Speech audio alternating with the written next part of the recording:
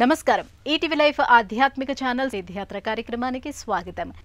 గురువు అనుగ్రహం అజ్ఞానం అనే చీకట్లను తొలగిస్తుంది, ఆత్మజ్ఞానాన్ని ప్రసాదిస్తుంది, పరమాత్ముడి పాదపద్మాలను పట్టుకోవడానికి ప్రయాణించవలసిన మార్గాన్ని సూచిస్తుంది. దీపం వెలుగులో అసలైన దృశ్యం ఆవిష్కృతమైనట్లు జ్ఞానమనే దీపకాంతిలోనే దైవాన్ని దర్శించడం సాధ్యమవుతుంది. అలా ఈ సమాజాన్ని సన్మార్గంలో నడిపించిన సద్గురువులలో ఒకరుగా శ్రీ షిరిడి సాయిబాబా కనిపిస్తారు. తమిళనాడులోని సేలంలో బాబా కొలువైన మందిరమే నేటి మన తీర్థయాత్ర. జై శ్రీ షిరిడీనాథ సాయి దేవా ప్రభో శ్రీమన్మహాదేవ దేవేశ శిరిడీశ సాయీశ వాగీశ నాగేశ లోకేశ విశ్వేశ సర్వేశ పాహిమా పాహిమా.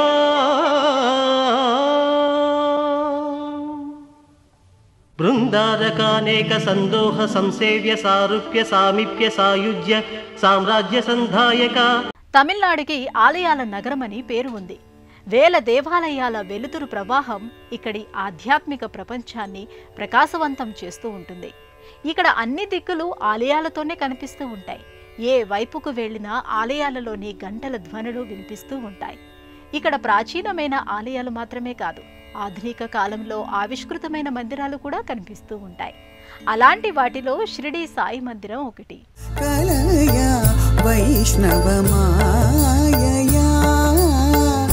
సాయి లీలా తరంగాలయ కలయ వైష్ణవ మాయయా. సాయి దయా జగనిధియ ఇది సాయి కటాక్షధారయ. సాయి దయా జగనిధియ ఇది సాయి కటాక్షధారయ. సాయి దయా జగనిధియ ఇది సాయి కటాక్షధారయ. సాయి దయా జగనిధియ ఇది సాయి కటాక్షధారయ.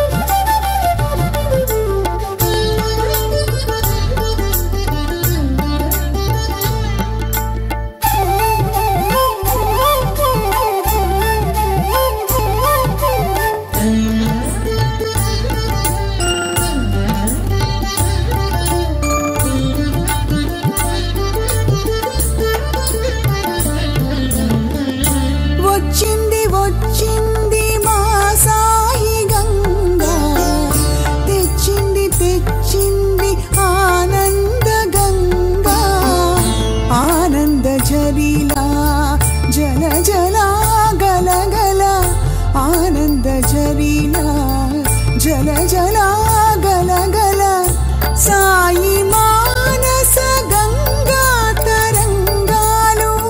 సాయి మానస గంగా తరంగాలు కలయ వైష్ణవ మాయయా. సాయి లీలా తరంగాలయ కలయ వైష్ణవ మాయయా. సేలం అందమైన ప్రకృతి గీసిన అద్భుత చిత్రం. ఇక్కడి కొండలు ఆకాశాన్ని కొలవడానికి ఆరాటపడుతున్నట్టుగా అనిపిస్తాయి.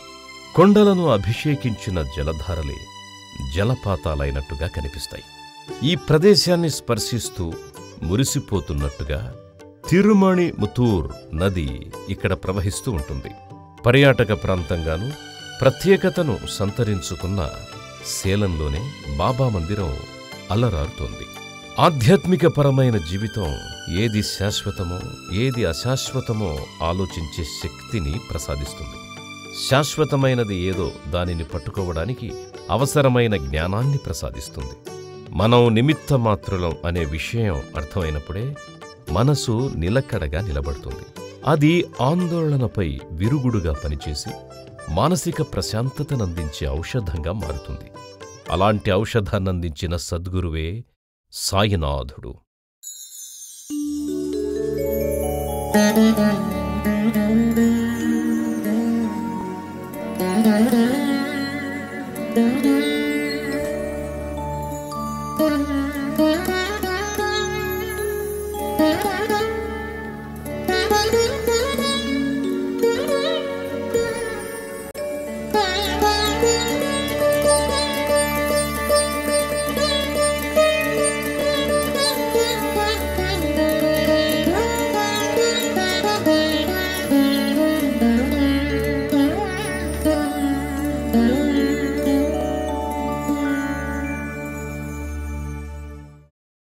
సదా సత్స్వచిదానందకందం జగత్సంభవస్థాన సంహారహేతుం స్వభక్తేచ్ఛయా మానుషం దర్శయంతం నమామీశ్వరం సద్గురుం సాయినాథం. షిరిడీ ఒకప్పుడు మహారాష్ట్రలోని ఒక మారుమూల గ్రామం. అక్కడ శిథిలావస్థలో ఉన్న ఒక మసీదు, దానిని ఆశ్రయంగా చేసుకుని జీవించే బాబావారు తనను అభిమానించే వారిని ఆదుకోవడం కోసం, సేవించేవారికి సాయపడడం కోసం ఆయన చేసిన కరుణామృత కార్యాలే మహిమలయ్యాయి. అయితే అప్పట్లో అవి బయట ప్రపంచానికి తెలిసే అవకాశం లేదు. బాబా లీలా విశేషాలను ఆ తరువాతి కాలంలో దాసగణు మహారాజ్ కథలుగా వినిపించడమే ప్రజలను ప్రభావితం చేస్తూ వెళ్ళింది. అలా బాబా గురించిన విషయాలు అనేక ప్రాంతాలకు విస్తరిస్తూ వెళ్లడం, ఆయన ప్రేమతత్వానికి ఆకర్షితులు కావడం జరిగింది. షిరిడీ ఎప్పుడైతే ఒక ఆధ్యాత్మిక కేంద్రంగా తన రూపురేఖలను మార్చుకుందో అప్పటినుంచి అనేక ప్రాంతాలలో బాబా మందిరాల నిర్మాణం జరుగుతూ వెళ్ళింది. స్థానికంగా ఉండే భక్తులు బాబా పట్ల గల భక్తితో ఆయన మందిరాలను నిర్మించారు. ప్రతి మందిరాన్ని ఆధ్యాత్మిక సుగంధాలను వెదజల్లే ఆస్థానాలుగా మలిచారు.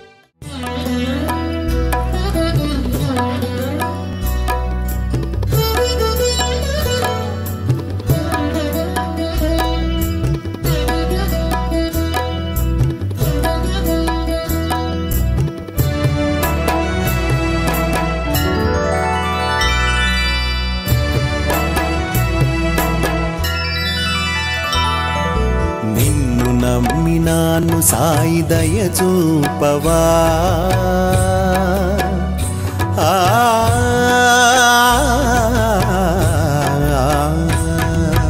నిన్ను నమ్మినాను సాయి దయ చూపవా, నిన్ను నమ్మినాను సాయి దయ చూపవా, నీ చరణదాసులమై నిలువనీయవా, నిలువనీయవా, నిన్ను నమ్మినాను సాయి దయ చూపవా, నీ చరణదాసులమై నిలువనీయవా, మమ్ము నిలువనీయవా, నిన్ను నమ్మినాను సాయి దయ చూపవా.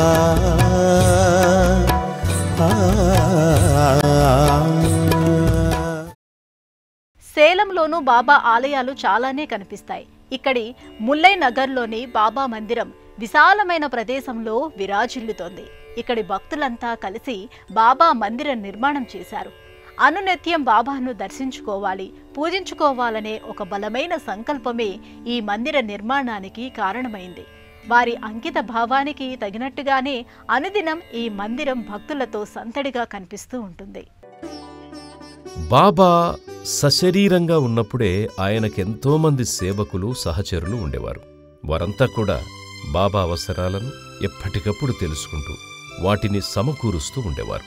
కొన్నింటిని సాయి సున్నితంగా తిరస్కరించేవారు, మరికొన్నింటికి భక్తుల ముచ్చట తీర్చడం కోసం అంగీకరించేవారు. అలాంటి భక్తులే పూనుకొని ఆయా ప్రాంతాలలో బాబావారి మందిరాలను నిర్మించారు.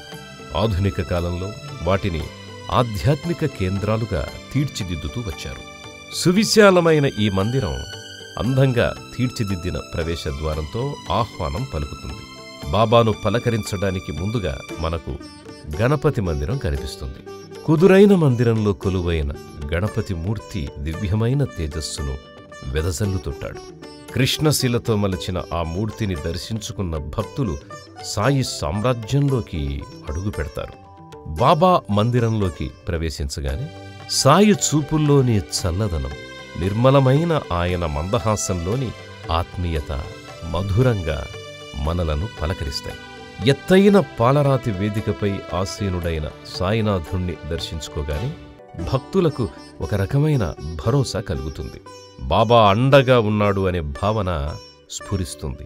చింతలను తీర్చే చింతామణి లభించిన ఆనందం అంతరంగ తరంగాలుగా మారుతుంది. సాధారణంగా బాబా కొలువైన వేదికలు ద్వారకామాయిని పోలినవిగా కనిపిస్తాయి. ఇక్కడ కూడా అలాంటి వాతావరణమే కనిపిస్తూ ఉంటుంది. పాలరాతి వేదికపై గల సింహాసనంపై రాజాధిరాజుల యోగిరాజుల కొలువుదీరిన బాబాకు భక్తితో నమస్కరించుకుంటారు. ప్రవేశద్వారం నుంచి ఇరువైపులా ఏర్పాటు చేసిన క్యూ లైన్లలోకి వెళ్లి బాబా సమాధి మందిరానికి ఇరువైపులా గల పాదుకలను స్పర్శించి అనిర్వచనీయమైన అనుభూతిని పొందుతారు. నీవే నీవే సాయి నాకుండె నిండ సాయి,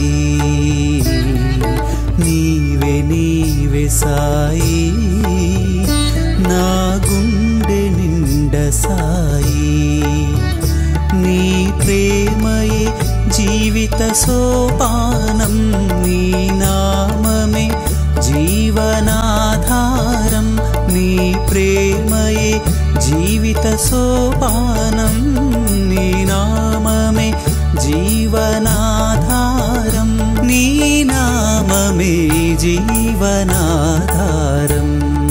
నీవే నీవే సాయి నా గుండె నిండ సాయి,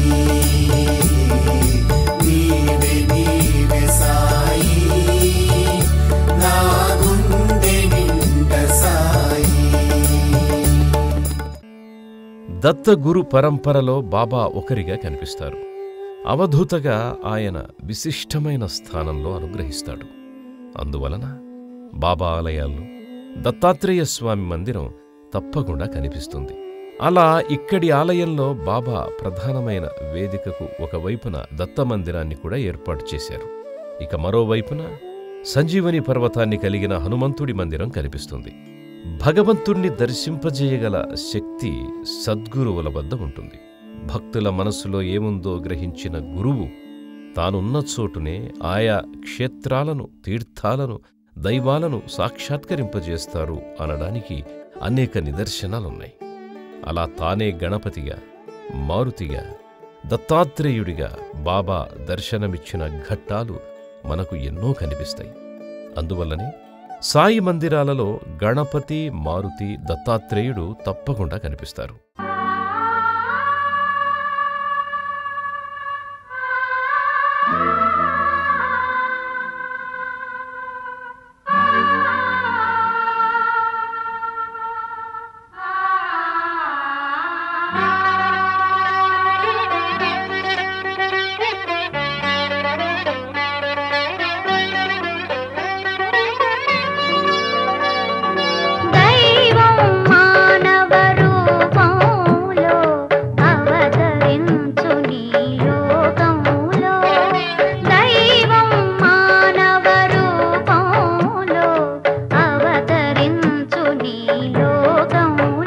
అన్నిటికీ దూరంగా ఫకీరులా జీవించే బాబా కూడా అనేక పరీక్షలను ఎదుర్కోవాల్సి వచ్చింది.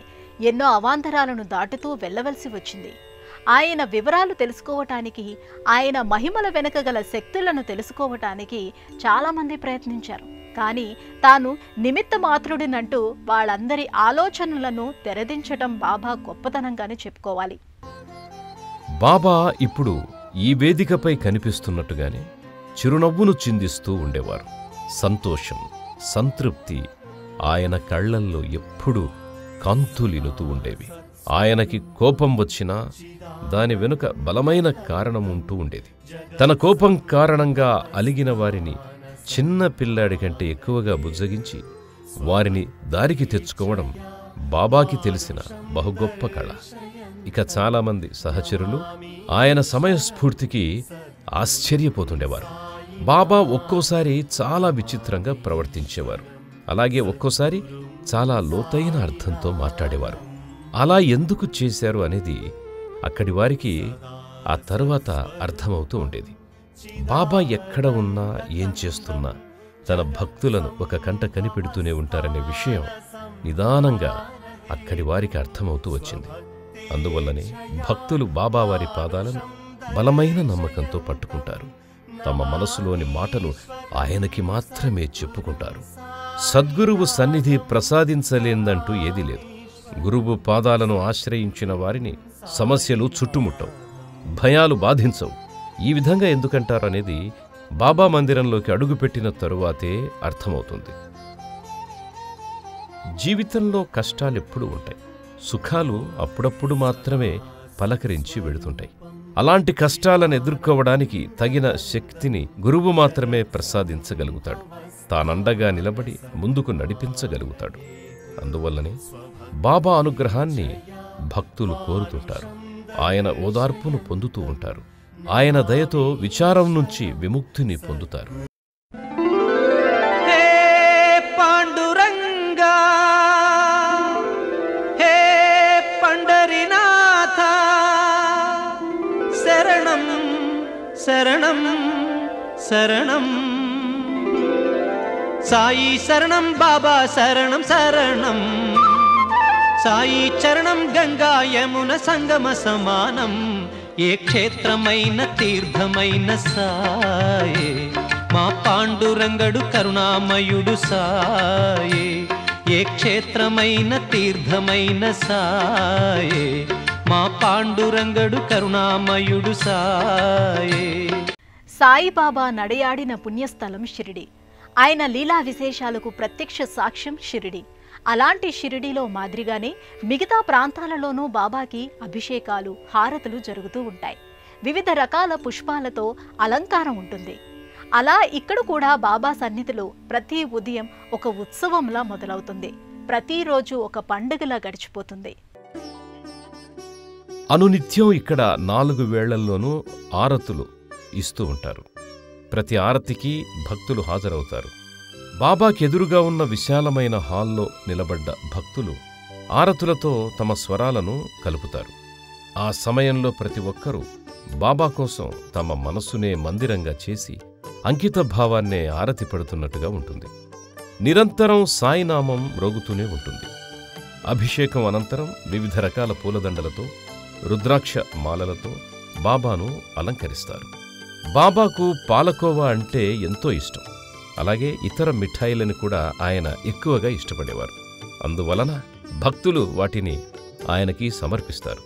బాబా తనకు లభించిన ప్రతి మిఠాయిని భక్తులతో కలిసి పంచుకునేవారు. అందువల్ల ఇక్కడ భక్తులు మిఠాయిలనే ప్రసాదంగా పంచుతుంటారు. బాబా ఆలయాల్లో గురువారం రోజున భక్తుల రద్దీ ఎక్కువగా కనిపిస్తుంది. అలాగే ఇక్కడి ఆలయంలో కూడా గురువారం రోజున భక్తుల సందడి ఉంటుంది. గురువారం రోజున ఆరతులతో పాటు భజనలు, సంకీర్తనలు కొనసాగుతాయి.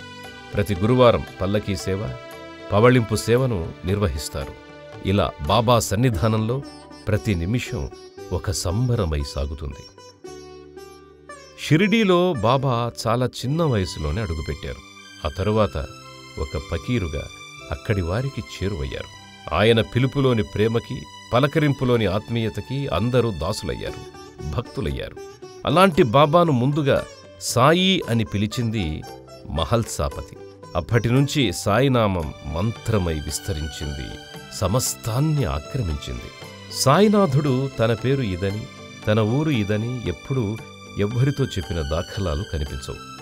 ఎవరు ఎన్ని రకాలుగా ప్రశ్నించినా, ఎవరు ఎన్ని రకాలుగా ఊహించుకున్నా ఆయన చిరునవ్వే అన్నిటికీ సమాధానమయ్యేది.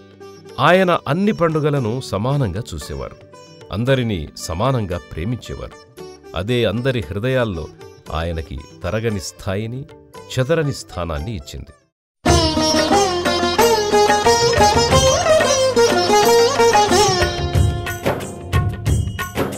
సిరులనొసగి సుఖ శాంతులు కూర్చును షిరిడి సాయి కథ.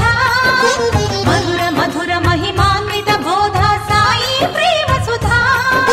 సిరులనొసగి సుఖ శాంతులు కూర్చును షిరిడి సాయి కథ. మధుర మధుర మహిమాన్విత బోధ సాయి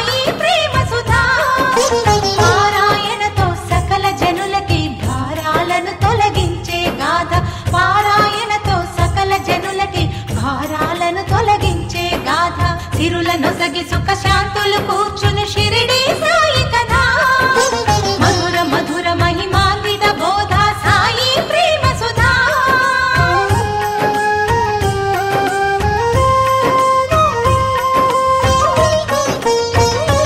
షిరిడీలో బాబా మందిరం తర్వాత గురుస్థాన్, ద్వారకామాయి, చావడి, ధుని, లెండి వనం ఎంతో ప్రత్యేకతను మరెంతో విశిష్టతను సంతరించుకొని కనిపిస్తాయి. షిరిడీలో మాదిరిగానే ఇతర మందిరాలలోనూ ద్వారకామాయి, ధుని, లెండి వనం ఏర్పాటు చేయటం భక్తులకు గల అంకిత భావానికి నిదర్శనంగా చెప్పుకోవచ్చు. అందుకు నిలువెత్తు నిదర్శనంగా నిలిచే మందిరాలలో ఇది ఒకటిగా చెప్పుకోవచ్చు. అప్పట్లో బాబా వారు ఒక మసీదులో ఉంటూ దానిని ద్వారకామాయి అని పిలుచుకున్నారు. కులమతాలకు అతీతమైన ఒక ప్రయాణాన్ని అక్కడ్నుంచి ఆయన మరింత వేగంగా కొనసాగించారు అని చెప్పాలి.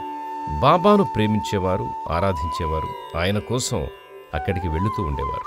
అక్కడ కూర్చొని తన వాళ్లతో కబుర్లు చెప్పుకోవడాన్ని ఆయన ఎక్కువగా ఇష్టపడేవారు.